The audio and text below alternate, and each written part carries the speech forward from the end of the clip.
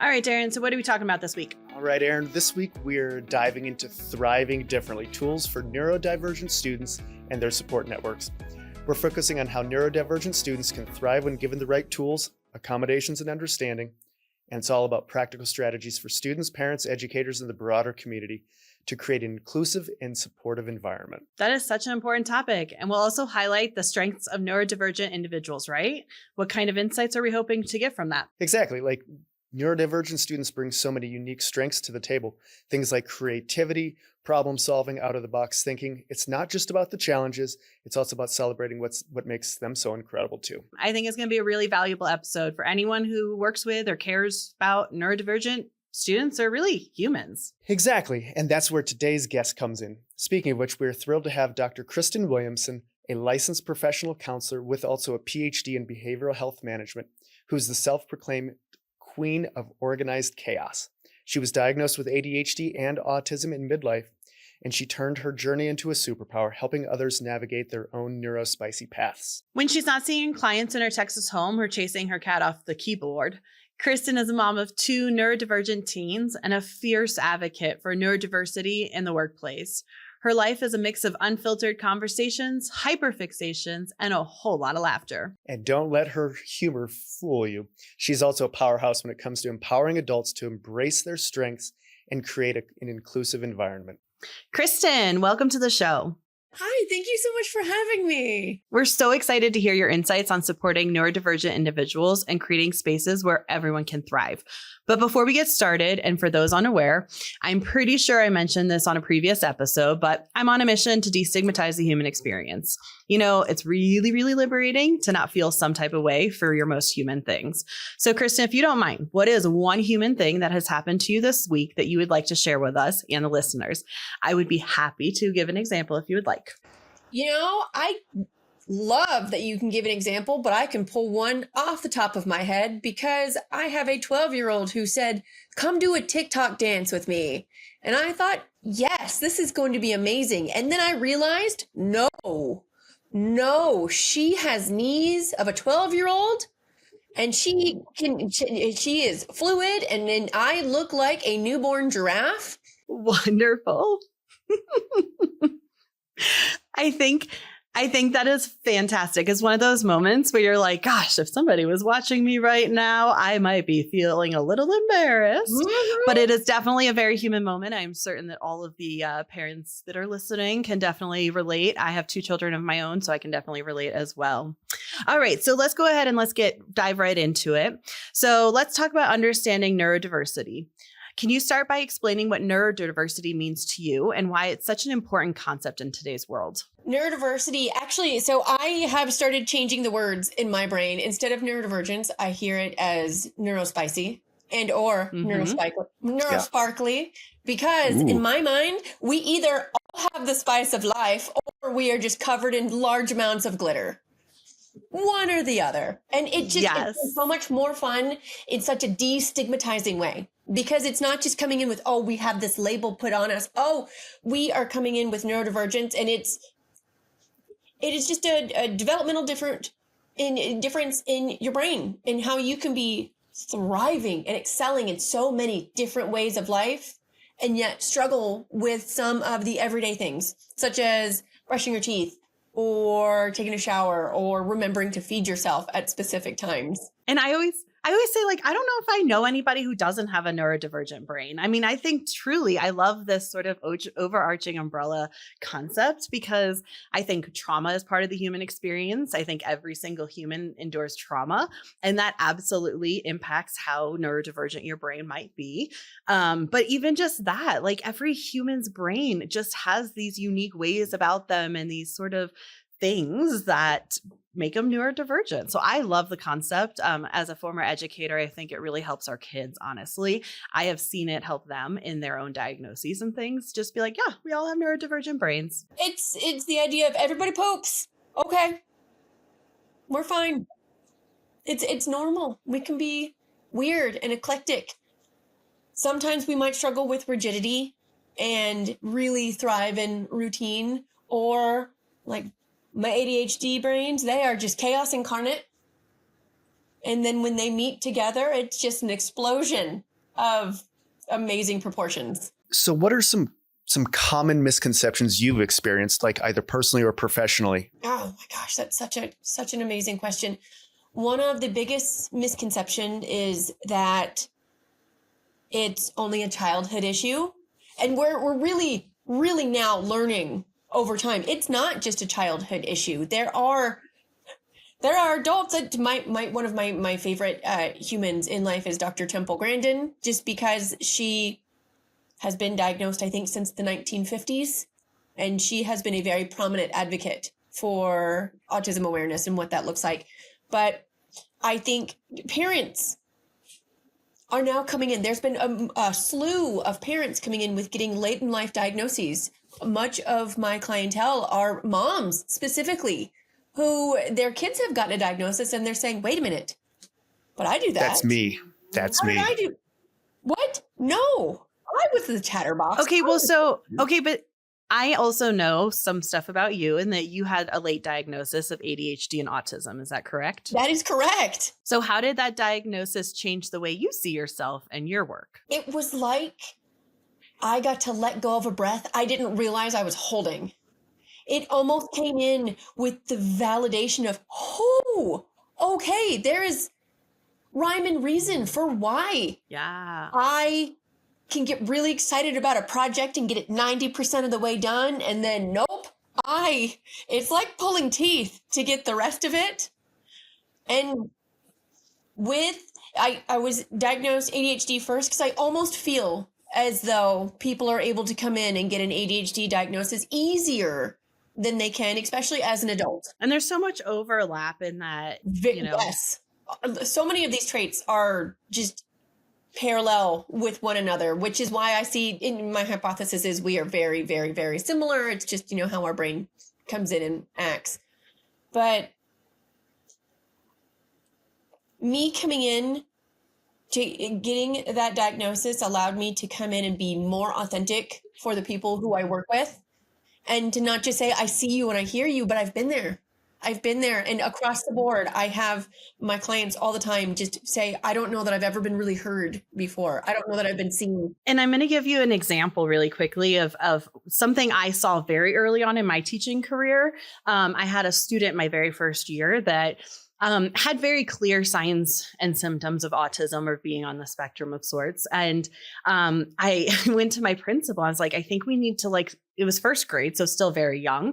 But I was like, we need to really have a conversation with parents and help them get this diagnosis figured out. And my principal got really angry at me and was like, you just want to label kids. And I was like, no, I actually don't need that label. I already know how to support this kid in this work.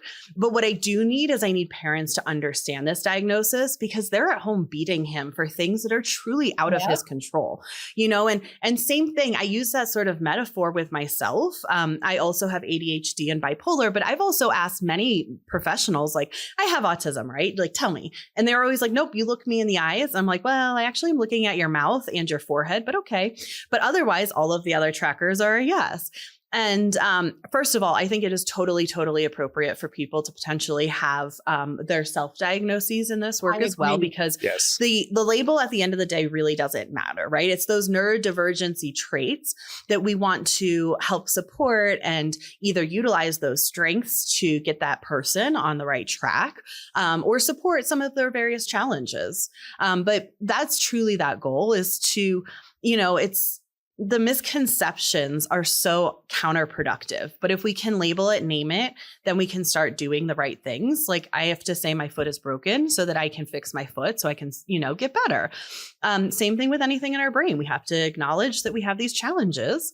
And there's no shame in that because it's human. There's absolutely no shame. I love, love, love that you can come in with the even not having a doctoral diagnosis, coming in with, hey, I've done this research. I've looked into this. I hit all of these traits, and specifically for females, because testing was not set up for females and or people of color.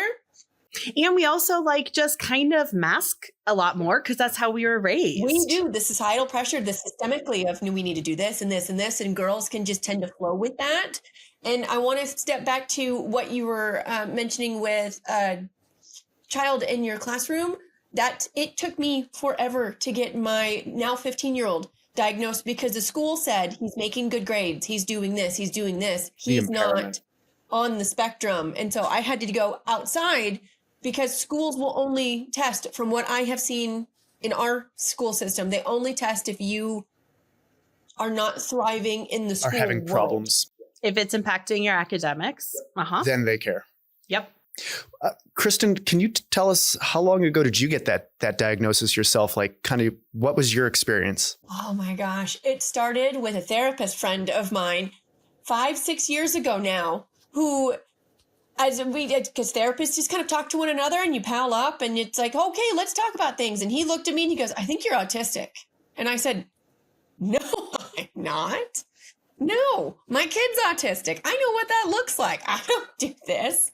And he sent me, I think, some YouTube videos talking about how females present. And then it just sent me through a whole different, just rabbit holes. And just, it became the idea of hyperfixation. It became my hyperfixation for years. But it probably explained so much of your life, though, right? How old were you when this kind of came to fruition? 35. 35. And I did not get diagnosis until almost 40. Wow. Because insurance doesn't want to pay for it. And it is then saving up money for assessments, for going in, for then talking to the doctor, for the ADHD, being able to take medication. It was as though my brain was able to be quiet. And that's where I can come in and with the advocacy for people, with the difference between what I've seen with ADHD and with autism. There's no medication for autism. There's no medication that's going to say, no, I'm going to make you less rigid and structured. No, that's just learning and coping skills and adapting as much as we can, but through the masking. And having awareness and insight and education. And, you know, the more we understand our brains, the more we can kind of navigate our various brain challenges more successfully. Just coming in and saying, like, it's okay. It's okay that I want to eat off of circular plates. Not a big deal. But then understanding, hey, I'm going to go to places that don't have matching plates. I'm still going to be allowed to eat. That can't tank my entire world, although I know it has the ability to. Well, and sometimes I'll bet this gets misdiagnosed as anxiety as well. Like, oh, you can't go in places that have plates of a certain shape. That's an anxiety or an obsessive compulsive disorder versus this rigidity that you're talking about. Or even for me, like with my late diagnoses, I mean, I have been diagnosed my whole life with ADHD, but I actually, I fought that diagnosis for a while, and I actually didn't start medication until I was like 33, 34. And I actually can't take full like Adderall and things like that. You know, for me, when I think about like how I can help my daughter, she also has been fairly recently diagnosed with ADHD and started medication. I am very assertive about this need for these types of supports for her, because I spent so much of my life feeling misunderstood and feeling guilty because I was saying things really quickly and not saying them in a way I meant to be saying them, and then like hurting people's feelings without my intention being there. And it was like I couldn't help myself. And so for me, like when I talked to my husband, he was like, we're not putting our daughter on ADHD meds. She is 8 years old, da, da, da, da, da. And I was like, it's for her mental health though, because again, you talk about that anxiety and it's like the chicken versus the egg. And I think back and sometimes I'm like, I think it's actually was always ADHD, but I take anxiety medication now as an adult because I have built up this habit of having these anxious thoughts and things like that, you know, and always feeling this guilt that really now that I'm on ADHD meds, I really don't feel anymore. I have that extra 2 seconds to think before I speak, before I hurt people's feelings unintentionally. And so much better to get that done early in life. Yep. Like identity formation. Who am I? I am broken. I am wrong. People don't like me versus. You're so and then you can be transparent about it too, which is helpful, right? Because which is what this is. Yeah. Well, and I went to the pool the other day with my kids and she put like the bracelet on my wrist so tight. And I was like, oh, can I just do a new one? Like, can I take this off and I can't, that's so tight. And I was like, if I was born in today's age, I think I would have like a sensory processing disorder. I'm really sorry. But like just saying that to her, she was like, oh yeah, let me cut it off. Let me put it on looser for you. Versus like if I hadn't known and couldn't have just been transparent about that challenge, she would have been like, oh my gosh, this woman's crazy, like whatever. But she was just like, okay, no, we'll fix it. It's all good. would love this so much. I think about, we have these kind of shame gremlins that attach themselves to us. And sometimes it's guilt, sometimes it's shame, but it's the gremlins that attach into your brain. And for our undiagnosed humans growing up, we get just bombarded with these microaggressions. Why didn't you turn the paper in late? How are you this? Why are you so weird? Why do you talk about dinosaurs so much? And so we just have these. That's my son right there. Dinosaurs. Shame is such a huge part of our culture, though. I mean, it truly is. And the more I taught, the more I realized that shame is a huge component of how many parents are parenting to try to gain control on, these challenges that this generation of kids are experiencing. And it's becoming very counterproductive. But I think the shame culture in our society is so intense and it's nuanced that I think we're making more decisions out of shame than we actually even are aware of or paying attention to. We absolutely are. And actually, funny enough, to jump upon that, and I'm not going to open up a huge rabbit trail that I can't, or a can of worms that I can't come down with, but depending on the state that you live in the South, we are very religiously based. And depending on the religious that is here, there's a ton of guilt and shame attached to the ideological upbringing that you've had. So shame is very, very prevalent.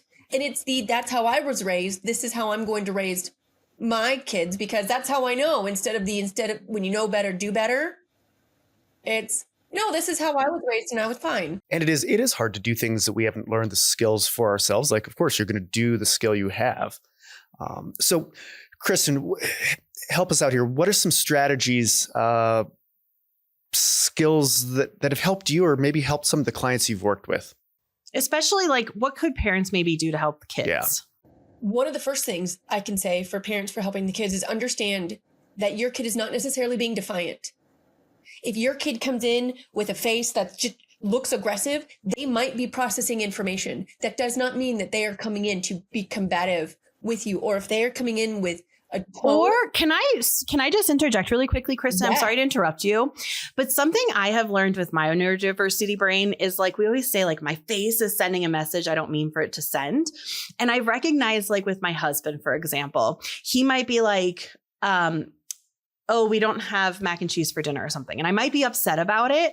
And so I might give him a face and he might be like, oh my gosh, Erin's mad at me. Yes. And I have learned, again, getting that extra time to just process with my ADHD brain. I've recognized oh, I need to explain what this face is for. It's not you. It's my emotion behind what happened, or it's this situation, but it's not you.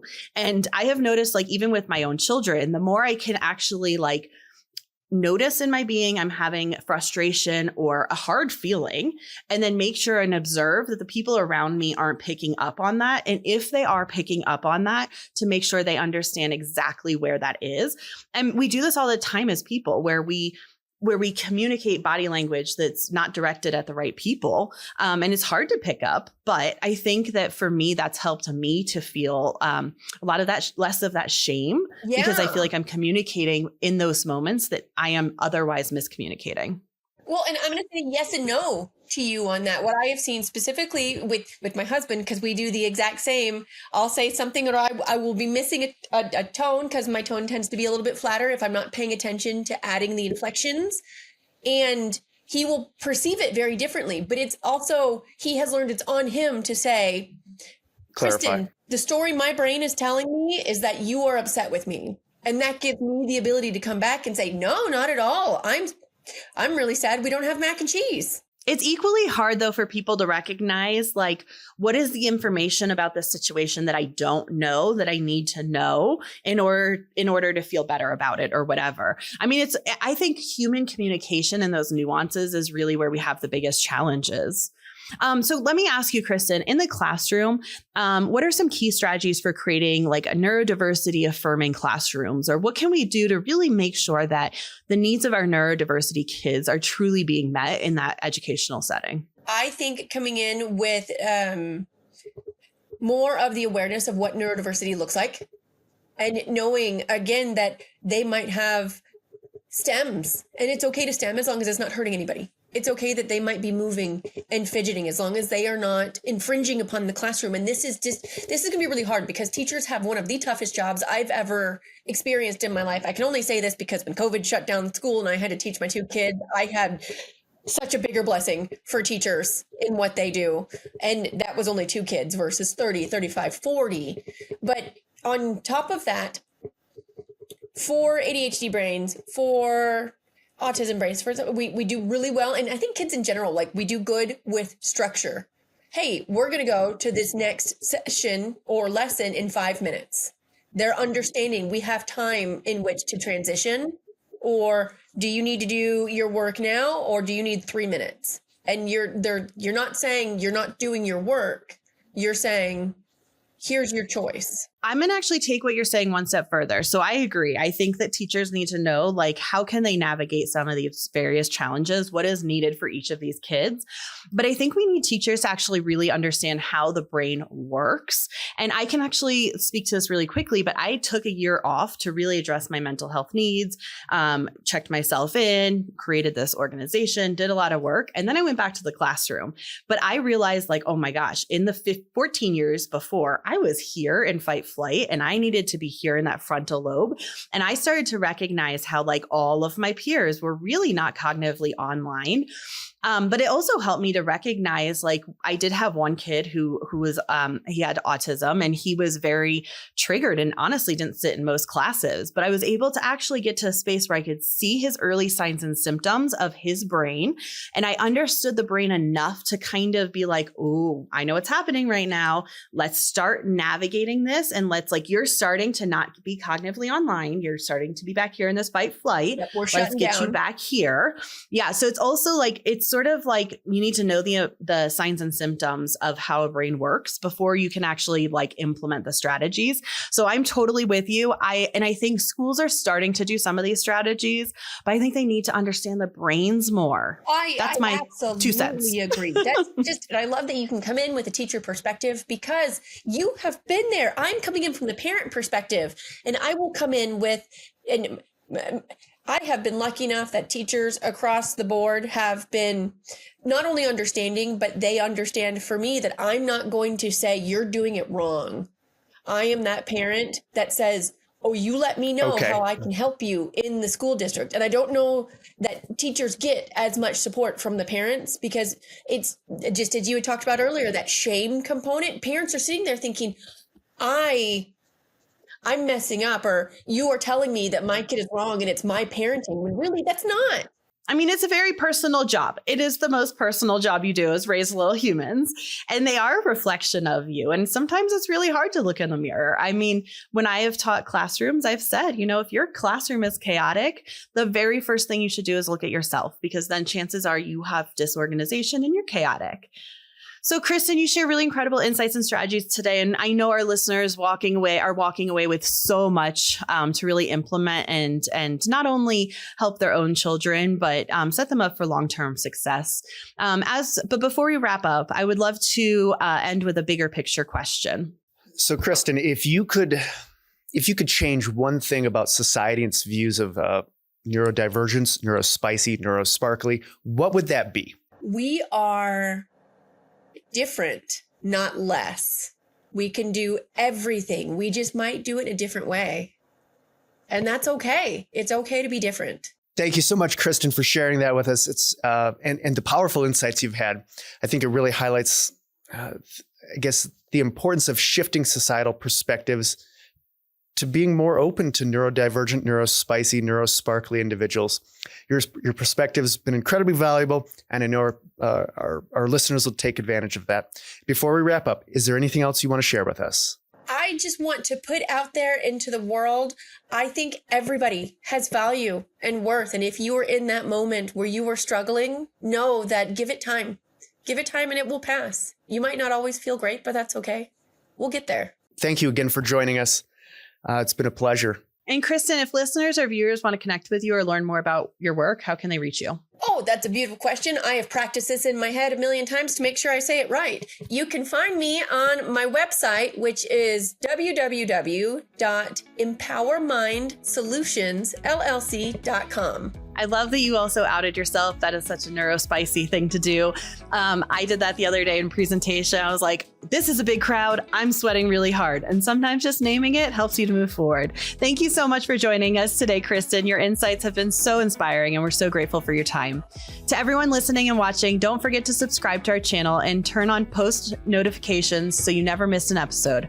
If you're listening on your favorite podcast directory, leave us a 5-star rating, a review, share this episode with someone that might find it helpful. Getting the word out is one of the main ways to help us grow. We appreciate you being here. Thank you so much, and take care.